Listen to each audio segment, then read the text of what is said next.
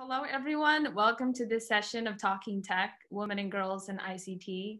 My name is Megan, and today I am delighted to be having a discussion about tech and tech careers with Nyla Innuksuk. So a little bit of background about the Talking Tech. Talking Tech is a series celebrating girls and women in tech, and it's being recorded around the world between Girls in ICT Day 2020 and Girls in ICT Day 2022, so 2 years. Girls in ICT Day is an international day marked on the fourth Thursday of each April, and the objective is to help create a global environment that encourages young women to consider studies and careers in the field of ICT, or Information and Communication Technologies. The Talking Tech series is brought to you by the ITU, the UNICC, and the Office of the UN Secretary General's Envoy on Youth, and is in support of Equals, the global partnership for gender equality in the digital age. Hello, Nyla. Thank you so much for joining with me today. Hey, I'm so happy to be here. Pleasure to have you. To kick things off, would you mind introducing yourself a little bit to our audience and talking about what your current job is about? Sure. So I am a filmmaker mostly, but I also write comic books, and I just have kind of a general obsession with interactive content and, mixed reality, virtual reality, that sort of thing. Just kind of like an excitement for telling stories.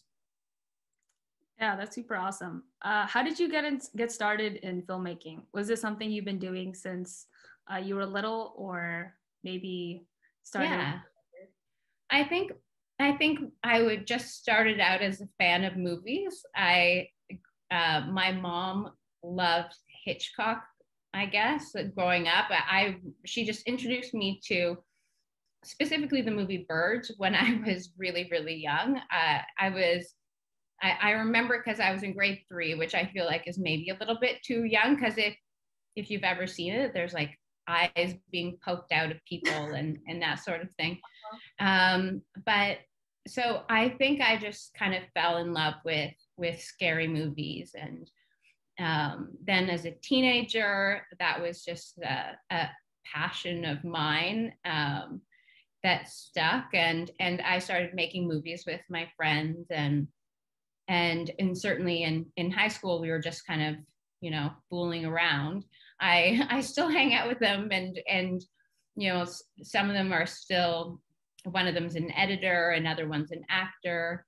And it's, it was just something that we did for fun and because we loved movies. And I was really lucky to have I guess it was a program that was offered. I was able to attend a different high school. Like we could all, they were called focus programs, where essentially different high schools would have like a specialty, and people can come from different schools and attend for a semester and just focus on that. And so they had one, and it was really kind of crazy. It was like for people that were interested in movies. So we had some classes in the morning, but in the afternoon, we could just do whatever we wanted. And we had access to video cameras and most importantly, computers that had editing software on there.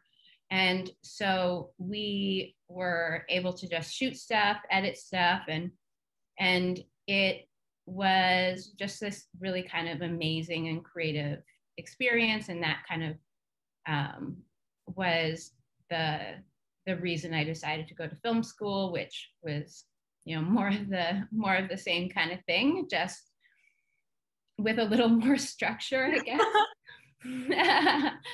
Making movies, and then it's, more people that I'm still working with, friends from school that I still get to work with, and it's and then so that's kind of where it started. And when the Oculus came out, and VR and 360 and all of that sort of stuff started to become a thing, it was just something else that I was really interested in, and it just kind of made me feel a little bit like I was in high school again, playing around and just like figuring out stuff with my friends. Yeah, that's really cool. I think we talked about this before, but I definitely did not know a lot about filmmaking. Like in high school, I took, and it's so funny because I talked about this in my last YouTube video, how far I've come in terms of filmmaking and editing. But in high school, I took one filmmaking class, and it was called History of Motion Pictures, taught by Mr. Hebert. And I think actually this was the most memorable class I took in high school. Yeah. And I remember the teacher saying, pain is temporary, but film is forever. And that just stuck with me until today. That's amazing. Pain. Wait, your high school teacher said this? My high school teacher told us that. Pain is temporary. Film is forever. Yeah, exactly. That is so interesting. And you know what? You kind of, when you're in like in the middle of, or even, you know, at the beginning, any point in the movie making process, it is like, oh my God, it's painful. Like you have to, like, I mean, it's hard to make movies. It's hard to get movies made. And then making them is hard, selling them is hard. Like, I mean, it's all hard and painful. And yeah, that is but that is, I also like editing is kind of was actually my way in for me. It was like, or I don't know, it was like, it wasn't really, it was, I liked scary movies. I think that was it. But what, certainly what I felt like, oh, I kind of get this. And I felt like I was pretty good at was editing once we started to get to kind of like the, more of the technical stuff, I guess. And then I was, someone gave me a book. It was called Conversations with Walter Murch on the Art of Editing and the Digital Editing in the 20th Century or something like that. I think that was the title. And it was Michael Ondaatje and it was just a series of conversations that were recorded and then transcribed between two really smart and interesting people, one of whom is an editor. And so Walter Murch is this, you know, this great editor. He did the Band of Brothers series and the Conversations, which is why the title of the book. But then also the author Michael Ondaatje, and so it was really just a book that was like looking at editing and how stories are told and the role of editing in that process, and that it is a really, really creative process.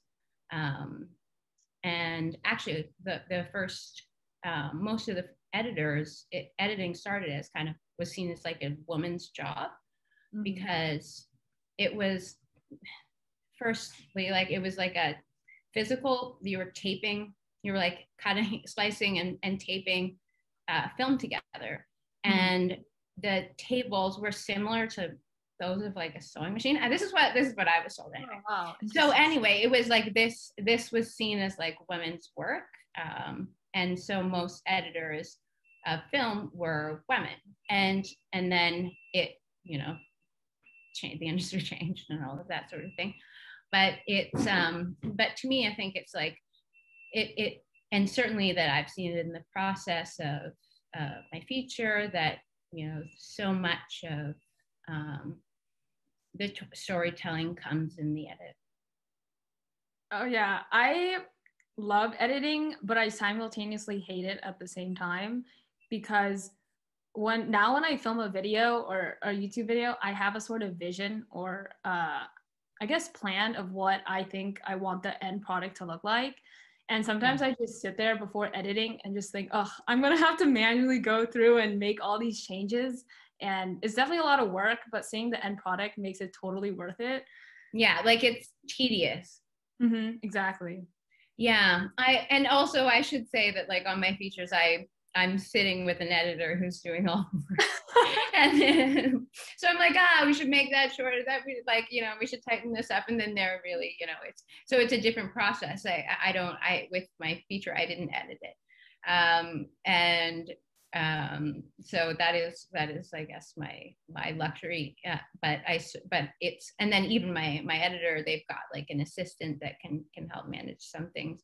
Although in this case, my editor Simone was doing so much of it was actually just me and her so much of the time in the room. Yeah, that's so cool. You get to work with an editor. I'm not at that level of production yet. But yeah, this is so great. I think that what it's showing though is that because you know what it takes in the edit, you know how to produce it, because you're like, oh, you already know, okay, this is what I have to do to make it work in the edit. And you're thinking of like, oh, I've got to get these, like, you know, if I get these cutaway shots or insert shots or whatever, then that will make my life easier in the edit, so that I have, like, you know, something to fill this space with or whatever. Yeah, exactly. I definitely think that if I started making videos and I never edited and I let someone else edit it, I would not have the creative vision to produce something that I gained from actually editing the video myself. Yeah, that's so interesting. I say that because, like, I just feel like I'm just like missing the making process myself. And even just like, you know, that kind of like these like small scale things are I think really, really helpful just to be playing around with. Sorry if there's like crazy beeping going on. I've got construction Oh, no, it's okay. I thought constantly that was next door. I was like, is my neighbor building something? Oh no, it's really fine. I was gonna say something, but I forgot. Oh yeah, I'm sorry. No, okay. Yeah, but I think that certainly kind of editing is like it's such a creative, it's just more creative, I think, than people might give it credit for it. Yeah, definitely. I noticed that I've become a lot more picky with my edits. So before I used to just, cut the clip there and then it's fine. Like the video will be fine. But then now I'm going for pacing of the video. So I noticed that the timing of when you cut certain clips really accelerates the mood or pace of the video. Yeah. And now I've been super picky about where I cut it. And then even how much I crop the camera in when I edit, I notice makes a big difference. And yeah, I don't know. This is just really random, but I noticed that I'm really picky between the Ken Burns effect, where it moves forward slowly, versus me moving the camera forward and then it's stopping. Because I noticed that the Ken Burns just keeps moving forward. Yeah. I don't know. It's just really random. Yeah. Yeah, but like paying attention to like those rhythms and stuff, I think is so important. My assistant editor, Sydney, that I just worked with, she's a musician. And so she kind of feels like, and when she mentioned it to me, I was like, oh, I kind of get that. I think because sometimes when I would be editing, I would just, for the sake of it, play it a couple times and then press pause when I want it to like stop, and then just try it a couple times, and I would find that it would stop pretty much at the exact same frame, or a frame or two apart. And she would kind of talk about it like an internal metronome that's just able to, like, you know, when you're looking at like the rhythm of the scene, then there are some natural, like, and it is based on like the edits that come before it, the pacing, or the rhythms of like the actors, whatever, or what it is that you're saying, and that there is like a natural rhythm that kind of, depending on the tone that you want to, or effect that you want to have. And certainly with things like humor, then you would want, or, you know, you want like, you know, fast edits and, you know, that sort of thing, or, well, depending on what it is. Obviously there's different ways you can tell a joke. And so it's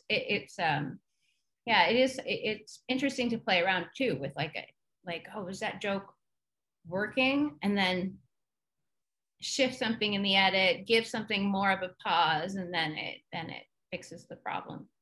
Exactly. Sometimes I tell jokes when I'm filming, and then later on when I'm editing, I'm like, wow, that did not land at all. You gotta either cut that out or fix that in some way. And it's just crazy how transformative an edit can be to make something that's not funny into something hilarious. It's funny. Yeah. But yeah, I wanted to ask you about the filmmaking process. So recently, you produced an entire movie, and that's crazy. So like, I can't even fathom a project that big. There must be so many moving components, like casting and scripting and editing. So I was just wondering, can you give us like a high level overview of what that looks like? Yeah. So first of all, there was like an idea that I had of like teenage girls fighting aliens in this like remote community in the Arctic. Specifically this place that I'd been to, Pang, that was so beautiful. It's where my nephews are from and my sister-in-law, Julie. And I had filmed a documentary there, I guess 15 years ago or something. And I just remember it as being the most beautiful place I'd ever been. So I was like, okay, if I had this idea of making this movie, and it is also one of the most remote locations I could possibly choose. And then I had to find producing partners who also agreed that the movie was a great idea, that it was worth filming in this really remote location. And then, so I found producing partners, and then we started trying to find financing. Mm-hmm. And in Canada, and so for me, because I'd never made a movie before, I partnered with different producers, one of whom had like a ton of experience. So we're able to kind of leverage his experience to get us access to certain funds. In Canada, there's public funds available that we were able to access. In the States, elsewhere, there's different ways to access money for movies.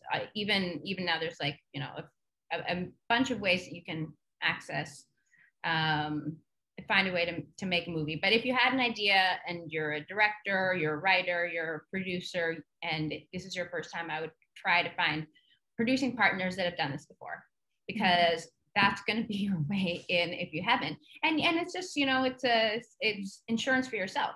And you want to make the best product that you can, and having a team that just knows what they're doing is step one.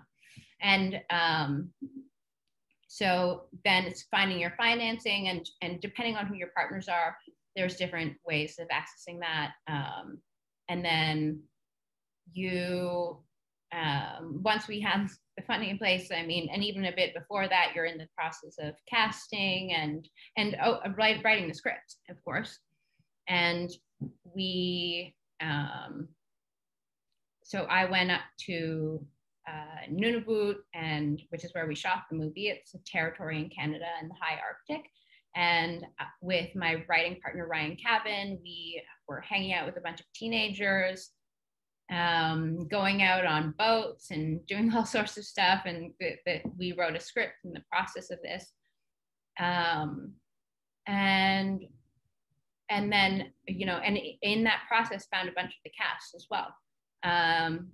So we found almost everyone except for there were a couple of characters that were really, really hard to cast. And because we were looking for Inuit actors from Nunavut, there weren't like a bunch of teenagers that had acted before. So we were trying to reach out in any way we could to people. And then I ended up switching a bit of the cast around, moving one girl over to the lead, and brought in someone that was even younger than I anticipated, and got this really wonderful cast of teenage girls and one boy, Rory. And we brought the crew to this community of Pang. So the casting was done in Iqaluit, and that was really just out of convenience. That's the capital. That's where I could get free housing because my parents lived there. Oh, okay. So essentially I was staying with them while I was casting. And then we shot in Pang, which is this tiny community that there's a housing crisis. So there's not enough housing for the people that live there. Okay. So for us to bring in cast and a large crew, you know, that ends up being 60 plus people, we were going to be a real imposition on the town. So on a scout, myself and one of my producers, Alex, we literally just walked into the schools. I knew one of the teachers through some of my work with comic books at the grade school. And he introduced me to the principal, and I basically asked if we could move in for the summer. When the students were out of school, if we could take over the school. And essentially we flew up 55 beds and mattresses and turned classrooms in both the grade school and the high school into living quarters, 2 people per classroom, which is a crazy ask, by the way, to say of your crew, like you're going to be living with a roommate in a school and everything, you're going to have to like shower in the gym showers and eat every meal in the gym. And there's no restaurants in town, no bars. But it, again, most beautiful place on the planet, and we're making a movie.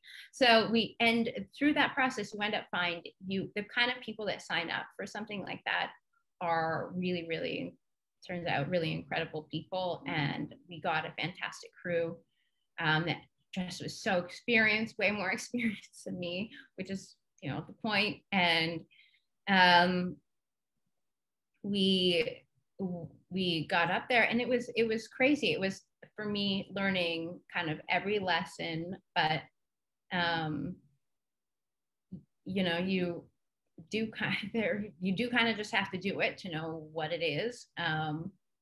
But there's obviously lots of ways to prepare, and you just have to kind of prepare as much as you can to just know your script, have all the answers for people, because at least for me as a director, you're managing people basically, because you've got your heads of department, you've got your sound department, your production designer, who underneath him or her is the art director, and then you've got your hair and makeup and wardrobe, the camera department, of course, which, you know, on this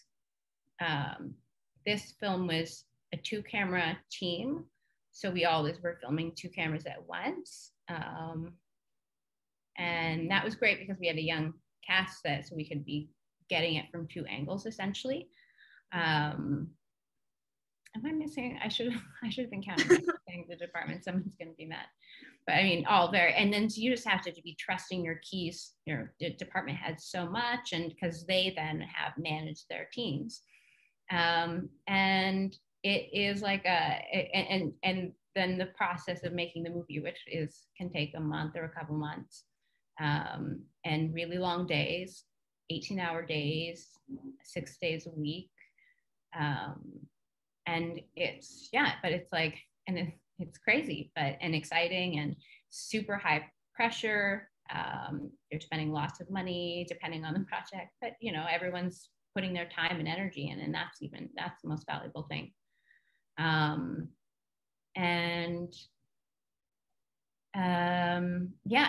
then you make the movie, you shoot it,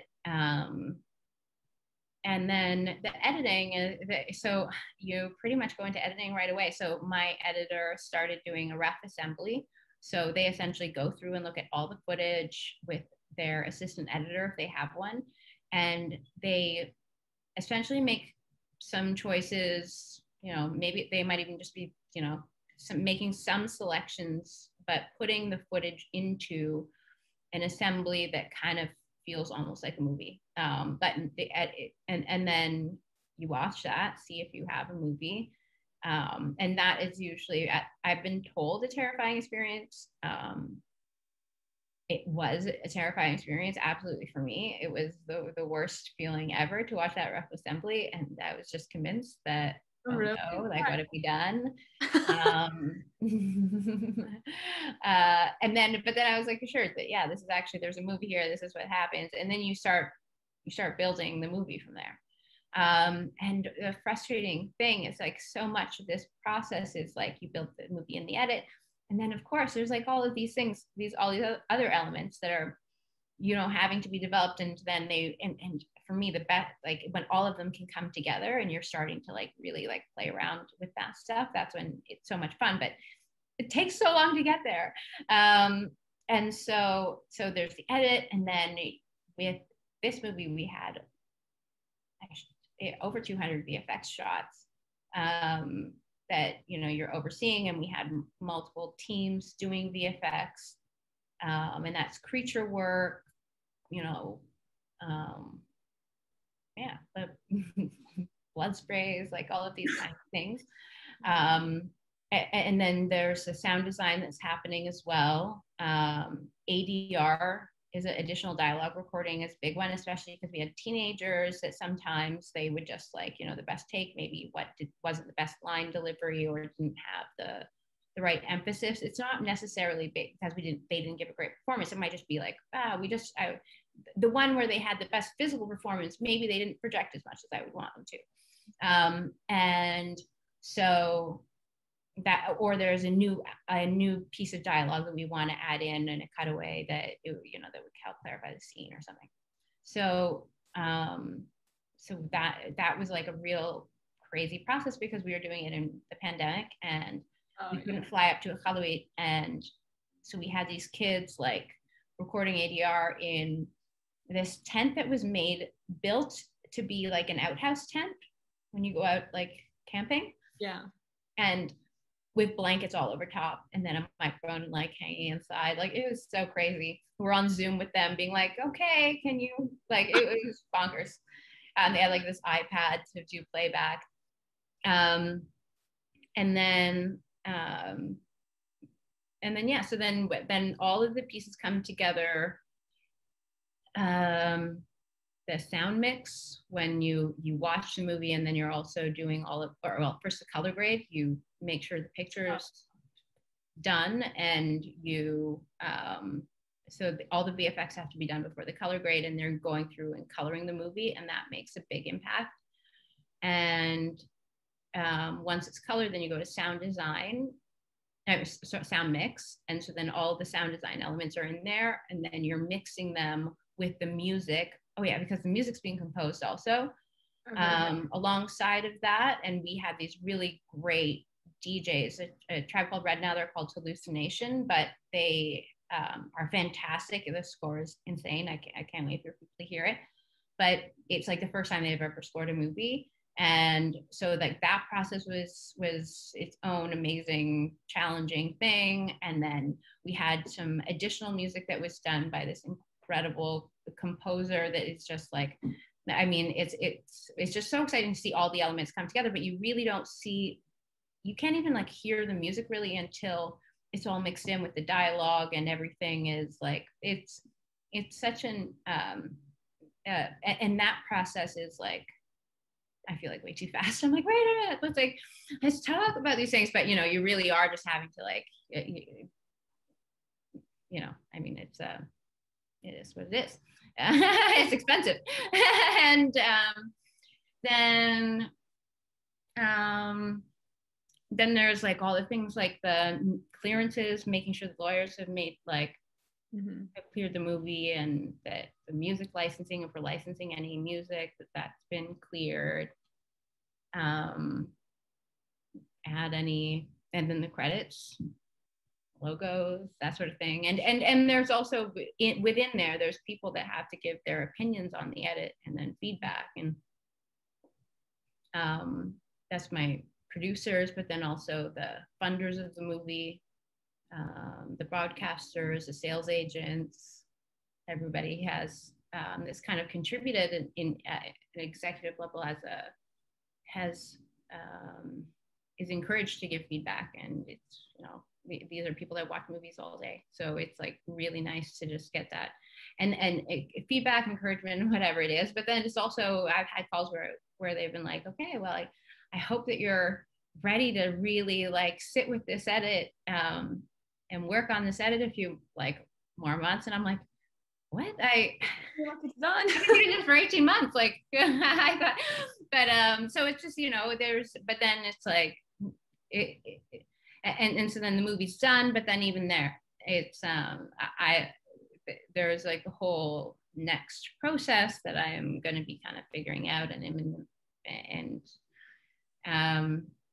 but essentially what we had a sales agent that was involved even before they kind of came on first, like with when we were getting our funding. We had Sierra Affinity, which is, this great sales agency. They were able to come on board, and they will be responsible essentially for helping it get into festivals, helping us with the submission process. And then once it does the festival thing, then selling it to different markets. And selling it to different markets is like part of also the financing, because you often will want it to be sold to at least in Canada, you need a Canadian distributor attached before the movie can get financed through Canadian funds. And so that can be a broadcaster can, or for us, a distributor, a Canadian distributor, we had Mongrel.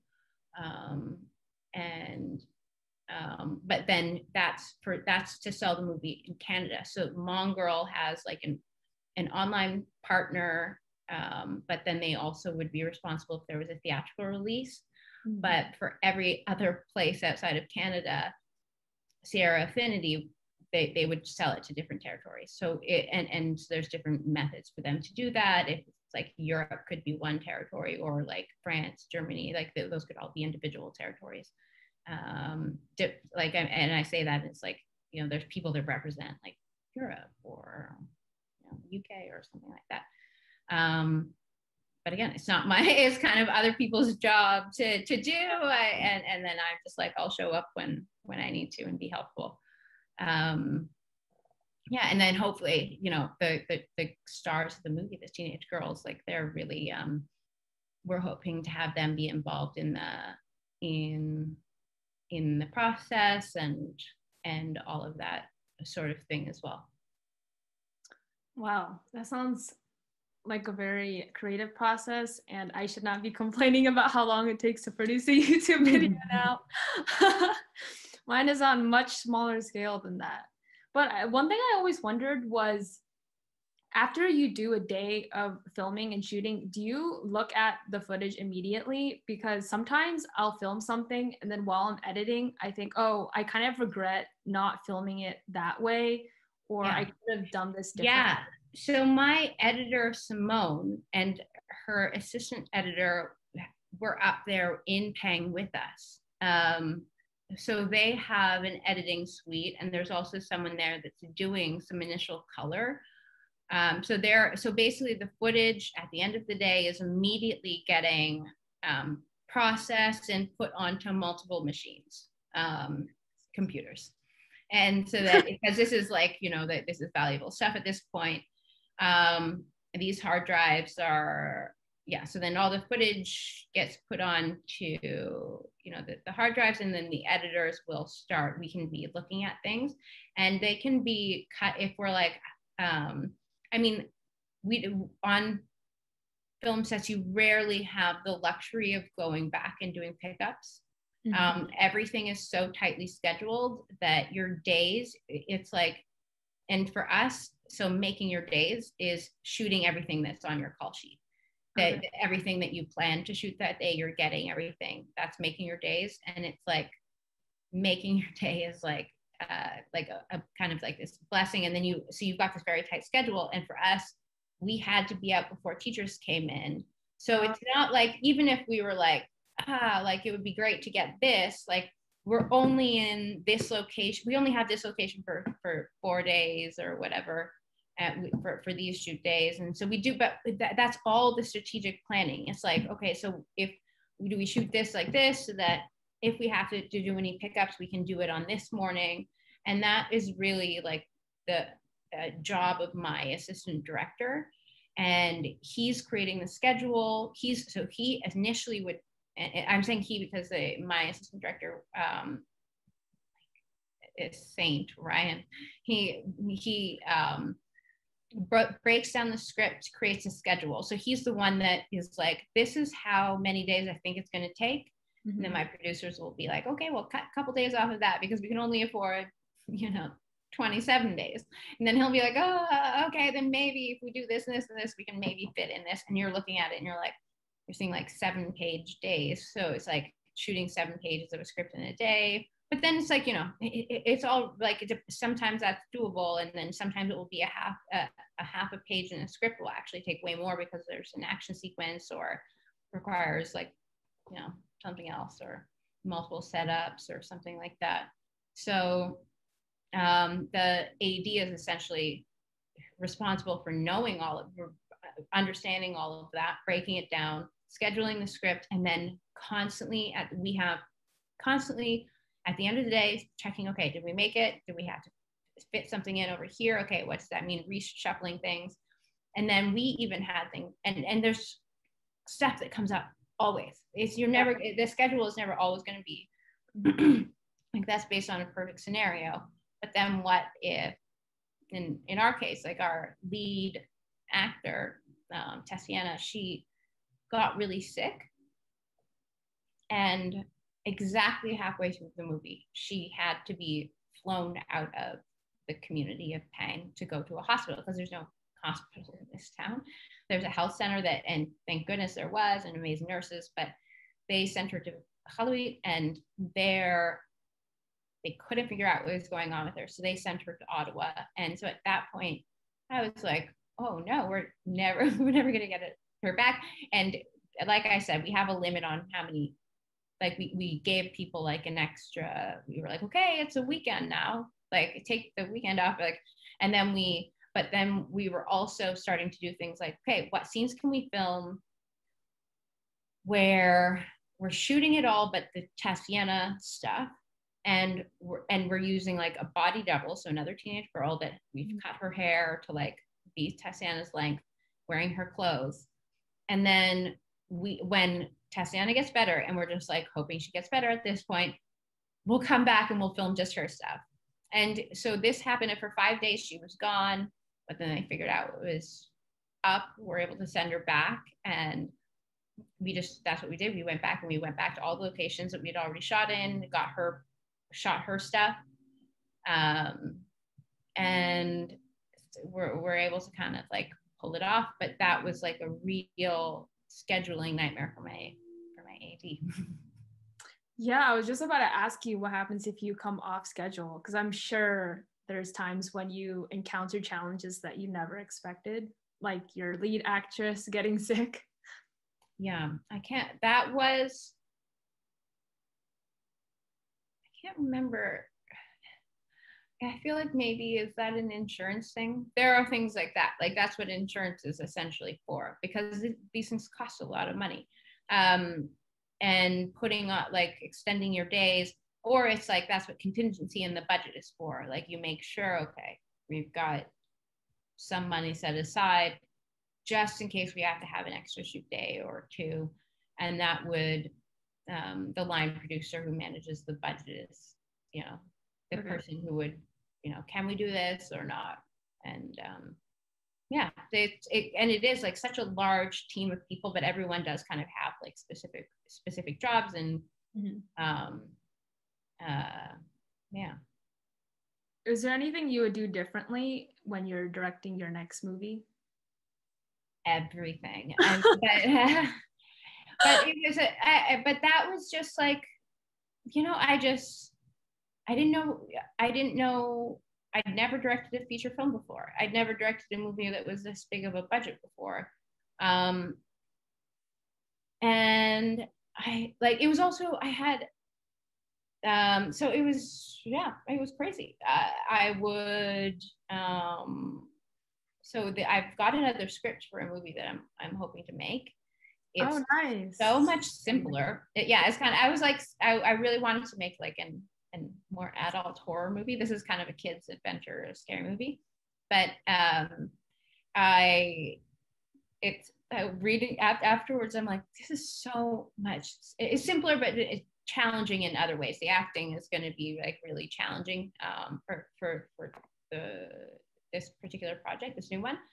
But there's no way to really learn outside of doing. And if you're like constantly like worried about being prepared to do something, you're never going to be 100% prepared. Sometimes you just have to jump in and with like the skills that you've got and like, you know, see if you can swim. It's terrifying. Gotta go for it. Yeah, and it's so yeah, I mean, that now just having a little bit of perspective about what the job is changes the way I would approach everything, and because now I just can plan differently. And so I think that I would just I think the main things I would just and there were just some really unique challenges that we had for this particular project. Being in Toronto and all of our producers in Toronto, and flying to this community is so expensive. Excuse me. And finding accommodations there is so expensive that actually, yeah, it was just like for the prep. I mean, I can't, you prepare whatever you can do to extend the amount of time you're preparing before you're shooting. Rehearsals with your actors, rehearsal times, like I would want that to be, I just like to be, I started in producing, and now I'm directing, but I still like when you're a producer, you're trying to minimize risk essentially. Mm-hmm. Like what can I do to make, and for me, I just like making movies is so stressful. Being on set in charge of like all of these people, all of this stuff, it is a lot of stuff that's moving around, lots of people with strong opinions and all of these things that you just want to make sure that everybody's feeling good and heard, and that you're getting what you want, and that I would, however I can minimizing the risk for me is like, okay, how can I feel the most comfortable I can on the day? Like, and so with so that I just am like, you know, it feels like we've been here, but we've all been through this before, and now we're just doing it for real. And we all know what we're doing. So let's kind of have a bit of fun with it, because at the end of the day, the actual process of making movies, that is fun. It can be really fun, and we're doing something. So it's like, but it can also be so stressful. It can also be not fun. So it's like, and I'm not saying it has to be fun all the time. Like it's a job. But it's like, we are creating stuff, you know, and we chose this, the people that have chosen crew life, and it is a certain kind of life, you know. They're out there because they want, like, the crew's there because they like movies. They want to be here making movies, having fun, and like, hopefully making good stuff. So for me, it's like, okay, how can like I said, all the different departments, how do we all make sure that, so with wardrobe, like obviously preparing, there's that's kind of, it comes with its own like preparation. And then with what you're seeing in terms of the camera and that sort of thing, what you're hearing in terms of the sound, and like all of these conversations having happened months and weeks before, you know, with planning and thought. And so when we're on the day, we're not asking these questions.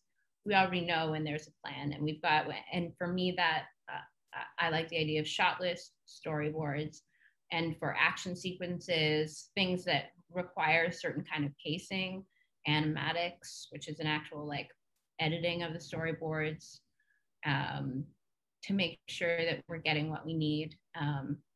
And then rehearsing with actors, figuring out what kind of way the actor likes to work. Do you know what I mean? Because it's like, some actors, I think, just, you know, they want to do the work themselves, build up the character, figure it out, and like, but some, and others, it's like they really want to be, and you just, for me, I would just rather be prepared for every scenario, to be in a scene for myself, to have, if an actor is stuck, be able to be like, have some tools to help them out. you know, like, okay, well, why don't we try this where you're doing it this way? Why don't we give this, you know, try this line with a laugh? You know, like some things that you can do to, and preparing those ahead of time so that you're not like, you're not both sitting there stuck feeling like pressure. It's, so those are the things like, how can I minimize the risk for myself on the day so that I'm feeling good and prepared, and that I'm making everyone else feel good and prepared. Yeah, but it's basically how I would just kind of change the way I approach it, I guess. Yeah, that's so awesome. I guess, what advice would you give to those who are younger and maybe starting out in filmmaking, or who are thinking about pursuing a career in filmmaking, or maybe even wanting to start a YouTube channel? Yeah, in that way. Well, exactly that is, if YouTube channel, making videos for Instagram, TikTok, whatever it is, it's making stuff. It's your, if you want to make short films, if you want to just write, you know, I found this journal of mine from when I was in ninth grade recently, and it had like a couple of movie ideas and in the back and stuff.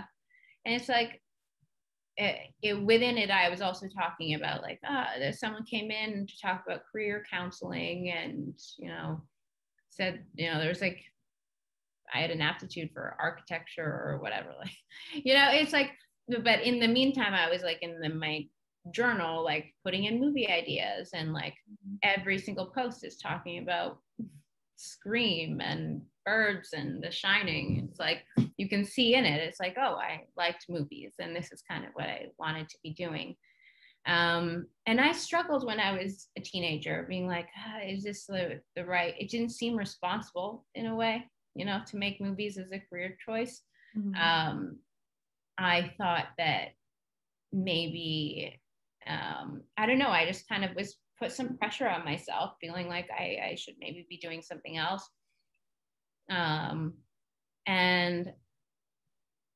But you know, it's your it's your life and happiness at the end of the day. And so so that's why having that opportunity while I was still in high school, to do that program, that focus program where I was making movies with my friends. I mean, it just kind of was like, oh yeah, like this is something that I really enjoy. I had feedback from my teachers, you know, saying that that I was good at it. It's like, these are the things that when you're a teenager are so helpful. And then, but it's also, yeah, it really is just about making things. And I started, before I started making things with this mini DV Handycam that that my parents got from I was so lucky to have it, but my parents got it from my brother because he broke his leg and he was a skateboarder, and so he couldn't do that anymore. So he had this camera, mm-hmm. And so I was like, dress up my cousins as ghosts and stuff in horror movies, and then learn how to edit them on my computer. But now everyone has a cell phone with a camera that's even better than that. And so it's just like, you know, it's like you can make things that are interesting and cool. And now if you've got an idea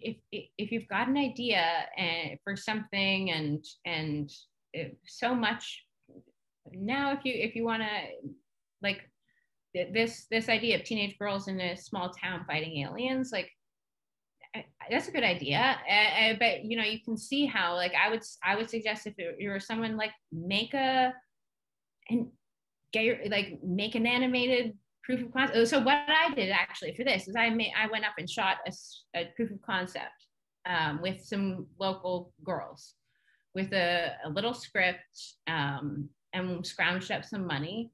And over a couple of days with some of my friends from college, I shot a proof of concept with these girls, and was like, and so I brought that to producers, and that's what I basically used to sell this idea. And so I had no, like, so it was like, you know, you can start with something little, but it's like, if you're able to just show, like, I can tell a story, like, this is something here, this is like, you know, whatever you can do to kind of do what you can with what you've got. And then you can use that to kind of go and find that paired with like the passion and obviously hopefully the ability, the tools or the ability to find people with the right tools to make the thing. But you know, and you can, there's now so many different, there's so many different ways to monetize this stuff too. And there's so many more platforms with different formats. What was kind of exciting, like and that's what I think has also been helpful for me, is just this, when interactive stuff and stuff with the Oculus Rift was first kind of becoming a thing in 2015, just having early access to those developer kits, like the Oculus DK2 and playing around in those spaces, it just kind of, you know, got me used to this idea of like thinking of things that could exist in different platforms or whatever, you know, so an idea existing. So, and there's like, I was doing this interactive project that was really kind of focusing on this idea of Sila, which is this shamanism concept within Inuit culture. I'm Inuk. I don't know, I feel like I've maybe not said that, but I'm Indigenous from Nunavut. So it kind of deals with the themes of shamanism, and that I was like working with that in this interactive mindset. But then when my friend Jim Zub came to me with this idea of creating this comic book character, it really was like, you know, you kind of are just like in these spaces. And so it's like, oh, like what if we incorporated these kind of ideas of Sila, and like even the VR experience that I was developing with the National Film Board at the time, which is based in Canada. Here we've got it's called the NFB. It was kind of like set in this virtual version of Pang, which is where Slashback is set. And then this character, this comic book character, she ends up being this teenage girl from Pang, the same movie that Slashback is shot in. And she's got these kind of powers of Sila. So it's just like, you know, being able to kind of work within these different mediums, it's just kind of, for me, allows you to play around with these ideas a little bit longer, but just in different ways. And so I come back to Slashback, these girls fighting aliens. It's like, you can totally see how that would make sense in like a video game environment or a comic book or something like that. Yeah, that's awesome. I think that's really cool because I definitely did not think I would be as into filmmaking as I am today. I think I mentioned this before, but my background in high school and college was very technical. So yeah. I studied bioengineering and I do chemistry today. But yeah, making YouTube videos has been a lot of fun. So it's really cool to hear. And I would just like love, and I think like other people would be curious about your journey, about like how would you say your videos have changed now? Well, first of all, so I posted my first video 2 years ago in my last semester of college because I was getting a little bit of senioritis, to be honest. And I don't know, I just always thought it was really cool how people document their lives on YouTube and how they were so brave to do it. Yeah. So I thought maybe I should, I don't know, try doing it. And I remember running the idea by a few of my friends and they were like, you're kind of comedic, so maybe this could work. So let's see your first video. And I was just like, you know what, I'm gonna do it. Like you said, sometimes you should just go into it even though you're not even prepared. So I used my iPhone to film the first day. And of all days, I filmed Halloween. So I vlogged what I did on Halloween. It was so random.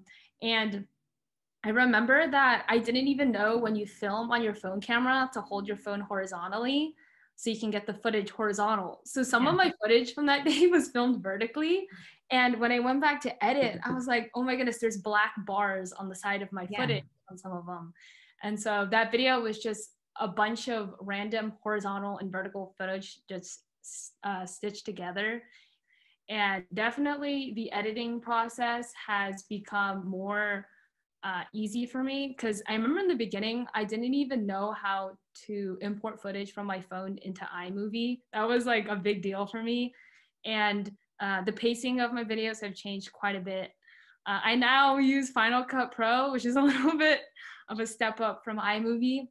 Yeah. And like you said, it's pretty technical editing, but it's just crazy how like now I know what I want when I edit a video, and I'll be like, oh, I want to now zoom in here, or I noticed that by cropping in or doing a Ken Burns, it makes the video more dynamic and it keeps the video more engaged. Whereas if I didn't do that and just did various clips stitched together, it's a little bit more static.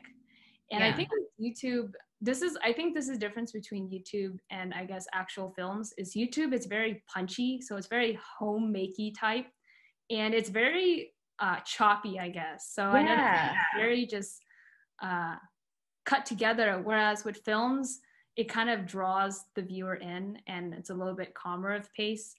But yeah, maybe you can disagree, but that's something that I've noticed. Yeah, for sure. The editing styles are definitely different, but I think that we'll probably see some crossover and like, you know, some of those techniques that because of the fact is so young audiences, younger than myself, are like used to watching things on YouTube, like lots of things on YouTube. And these things are these kind of like the pacing of these are all things like, if that is if the appetite is for this style and language of, you know, communicating, that can totally translate and become a part of the filmmaking language as well in an interesting way. But you know, again, it's like every movie is different. Some movies, like I just watched a movie that I really liked called A Ghost Story. It came out a few years ago, but I just hadn't seen it before. And it is one that is really just supposed to, it's like about time and grief and the passage of time. So the way there are some like scenes or shots that feel really long, but that just make sense, and you kind of just like feel the heaviness of them in the movie, and then that wouldn't work. That like it frankly wouldn't work in something else. It would feel boring in another movie. Yeah, so it is really interesting that the changes. But I agree that just kind of, you know, just making things and then seeing what you like and what works is like a great way just to kind of get started. And I'm so curious. I'm someone that would feel so kind of self-conscious about filming in public. But I guess part of it almost sounds like part of this exercise for you was like overcoming, like, you know, just like putting yourself out there. Yeah, another thing that's changed too is in the beginning, I think I wasn't scared, but I was always a little bit cognizant that people would comment, I guess, or judge. But I definitely do not care as much, I guess. Yeah. There's definitely a lot of videos where I make fun of myself intentionally, and it is what it is. Yeah. No, I agree. It's just like, you know, making stuff. Yeah, that you kind of just have to.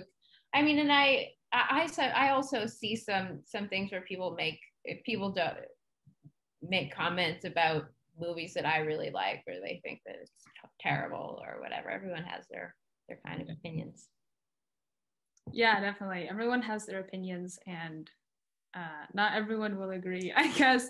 Yeah. On what makes quality content. But yeah, I guess that was the last question I had for you. It's so exciting to see what you're going to produce next. And I'm really excited about when your movie comes out. I think you mentioned it, but just in case people didn't catch it, it's called Flashback. Flashback, yeah. And I think there's an Instagram, I think it's called Flashback Movie.